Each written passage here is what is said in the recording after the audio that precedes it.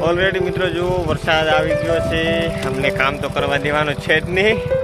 અને બહુ જો વરસાદ સામે આવી ગયો છે તો કામ થવાનું છે નહીં.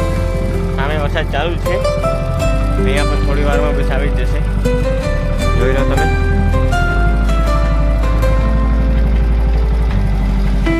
ઓલરેડી મિત્રો અમે નીકળી ગયા છે ઘરે જવા માટે. અમારું લોડર પણ આવી રહ્યું છે. વરસાદ બહુ ચડી ગયો છે.